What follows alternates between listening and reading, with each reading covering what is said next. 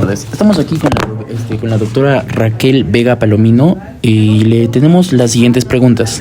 Buenas tardes, doctora. Buenas tardes, ¿cómo están? La primera pregunta sería, ¿cuál es el cargo que ocupa actualmente? Soy fiscal adjunta provincial penal corporativa de Cajamarca. Bien. La siguiente sería, ¿por qué decidiste dedicarte al sector público? Bueno, en realidad no es tanto por el sector, sino por el tipo de trabajo, ¿no? Me gusta lo que es administración de justicia, colaborar con lo que es investigación, me parece apasionante poder indagar y averiguar y poder colaborar con la administración de justicia llevando pues una verdad ante el juez, ¿no? Bien. La tercera pregunta sería, ¿qué es lo que más te gusta de tu profesión y qué es lo que menos te gusta? Lo que más me gusta de mi profesión es poder conocer mis propios derechos para defenderlos y defender los derechos de los demás. Y lo que menos me gusta es poder darme cuenta de lo terrible que es la situación en el ámbito público, ¿no? Lo que es burocracia, falta de recursos, el pelear contra el tiempo y contra la gente para poder conseguir un objetivo positivo. Bien. Como cuarta pregunta tenemos, ¿qué piensas sobre la corrupción en el ámbito público?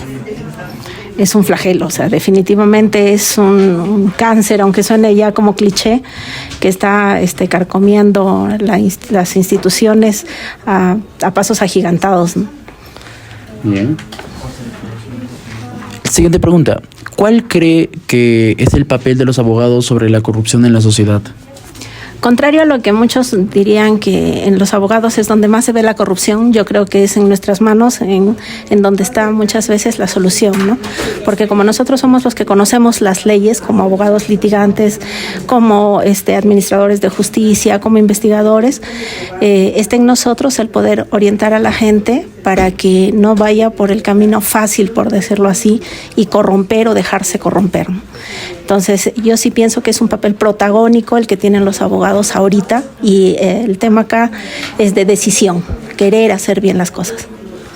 Bien, como penúltima pregunta tendríamos, ¿qué haría si te enteras que un colega tuyo está metido en actos corruptos? Denunciarlo. Yo creo que ahorita no estamos en una etapa en la que uno puede pensar que la corrupción es un pequeño error, ¿no? La corrupción es algo terrible y que si tú lo solapas, pues estás prestándote a ello. Por más amigo tuyo que sea un corrupto, no puedes tratar de tapar el sol con un dedo. Corrupción es corrupción y hay que denunciarlo. Y como última pregunta sería, ¿cuál cree usted, según su criterio, sea una solución para la corrupción? Formación.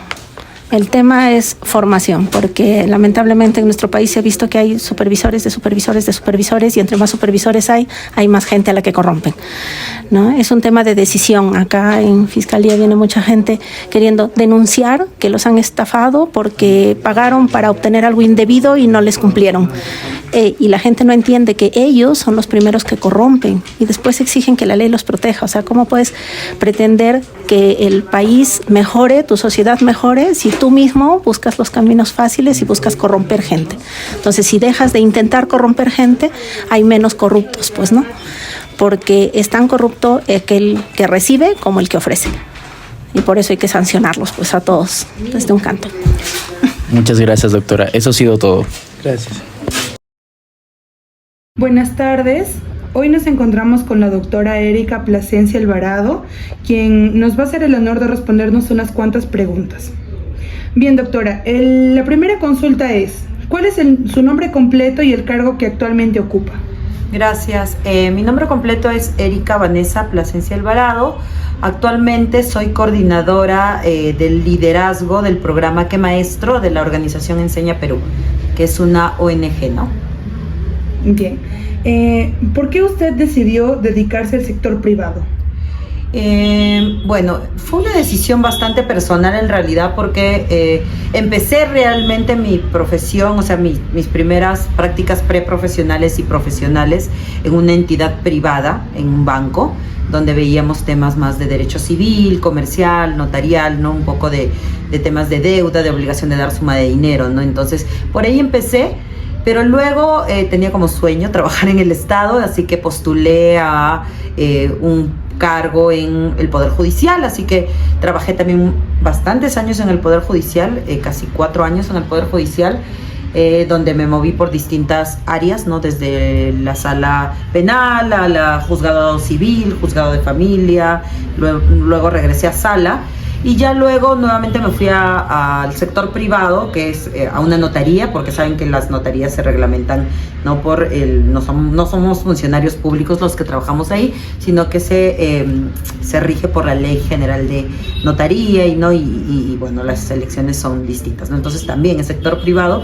Y ahora estoy en el sector privado justamente por un tema de cómo está este cuestionamiento personal de ¿qué más puedo hacer? ¿No? O sea, porque ya tenía como experiencia en oficina, siempre muy como encerrada, lo voy a poner entre comillas, porque, bueno, el abogado siempre está saliendo, ¿no? A hacer diligencias, audiencias y todo esto, pero como marcar una tarjeta, como cumplir un horario, entonces estaba un poco cansada de eso, y como siempre he sido bastante cuestionadora del sistema y bastante cuestionadora también de mi desarrollo personal, no me arraigo, no me como quedo en lugares, ¿no? Siempre me gusta estar en movimiento, y es por eso que decido postular a esta organización que es una ONG y es privada, de hecho pertenece a un movimiento mundial, ¿no? Entonces, así es como nace mi disposición y mi elección de trabajar en el sector privado.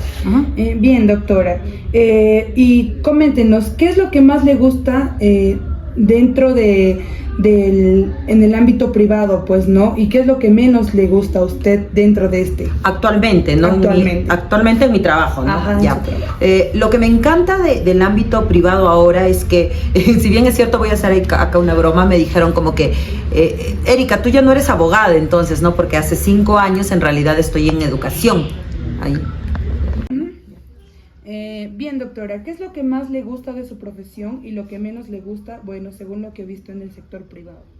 En general, actualmente lo que me gusta de mi profesión es que como que no estamos solo en un campo, ¿no? A veces se entiende como que el derecho solo es o derecho penal o derecho civil, como que son los más llamativos o los que tienen más como acogida dentro de los profesionales o los estudiantes de derecho, pero hay muchos ámbitos en el que desempeñarse, ¿no? Justo yo siempre hago la broma y lo digo entre comillas porque me dicen como que, Erika, entonces ya no eres abogada, ¿no? Y porque ahora estoy en el sector educativo, ¿no? Trabajo políticas públicas educativas y trabajo liderazgo educativo en zonas rurales y en comunidades indígenas de la Amazonía peruana.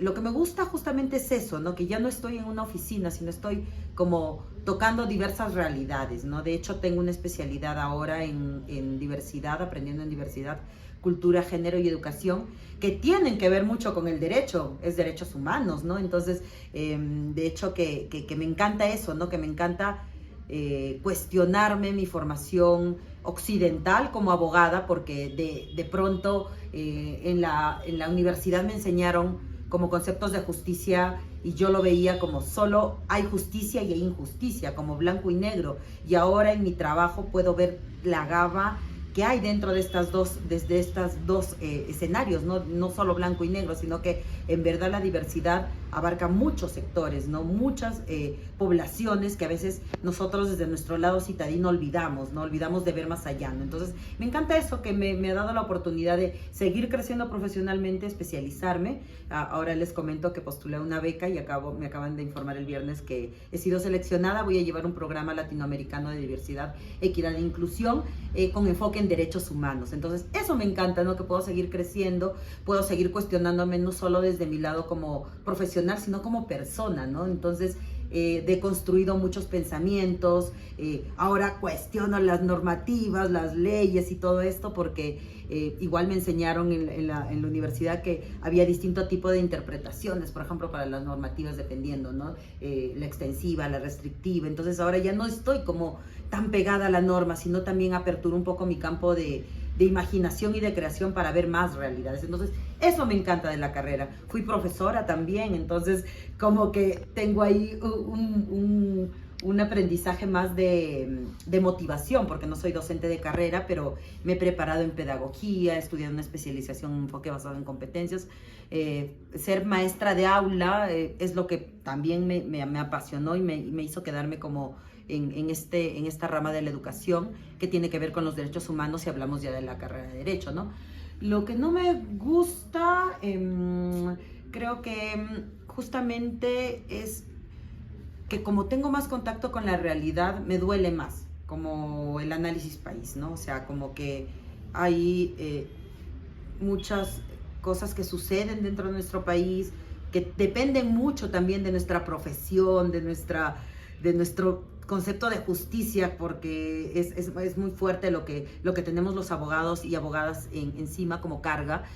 No me gusta eso, ¿no? Que me duele más un poco la realidad país, ¿no? Pero es algo que me enseña, ¿no? No me gusta, pero me enseña. Yo creo que todo lo que te causa dolor dentro, me lo decía siempre mi profesor de Derecho Laboral en la universidad, todo lo que te causa dolor dentro es porque tiene algo que desenredar. Entonces, si bien es cierto, no me gusta lidiar con realidades súper violentas, como la violación sexual normalizada en algunas comunidades, como la corrupción, ¿no? de las mismas instituciones estatales con las que trabajo, o sea, con las que somos, siempre estamos como interrelacionándonos desde educación. Creo que por ahí es lo que no me gusta, pero no lo tomaría tanto como que me detenga, ¿no? Creo que me hace aprender, ¿no? Entonces, no me gusta, pero lo aprendo y lo abrazo con mucho cariño también, porque creo que en la vida todo es aprendizaje, ¿no? No es correrte de lo que no te gusta, ¿no?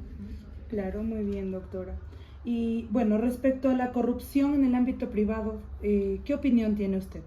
Yo en realidad soy tolerante cero a la corrupción, porque creo que la corrupción es la que nos lleva justamente al retraso como país, ¿no? Yo creo que la corrupción es uno de los cánceres que está como bien enclaustrado, bien encriptado, en nuestro país, ¿no? Creo que eso es lo que ha llevado como a los pobres ser más pobres y a los ricos ser más ricos, porque la corrupción mueve muchas masas, ¿no? No solo es una corrupción en un lado interno, sino que afecta más allá, ¿no? O sea, si hablamos de la corrupción en el ámbito privado, ya sea, ¿no?, en una organización privada solo para negociar, por ejemplo, licitaciones, ¿no? Y por ahí hay que romper la mano, ¿no?, como decimos coloquialmente, o hay que pagar, desde que pagas en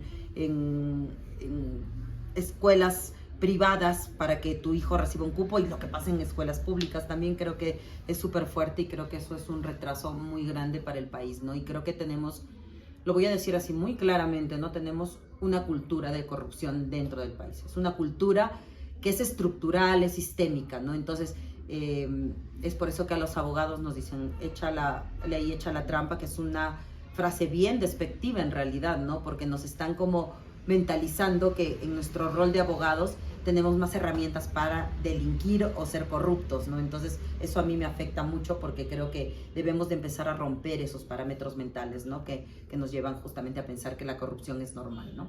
Yo, tolerancia cero a la corrupción, aperturo mucho mi mente, siempre abro mi mente cuando pasan cosas así, pregunto, indago, pero desde que he trabajado en sectores privados, ha pasado la corrupción delante mío, y ha habido veces que me he quedado callada porque no sabía cómo actuar, y creo que ahora ya tengo como más herramientas para hacerlo, ¿no? Y como que más convicción, ¿no? Que es lo que nos falta, ¿no? Convicción, claro, para hacer cosas, ¿no? Claro.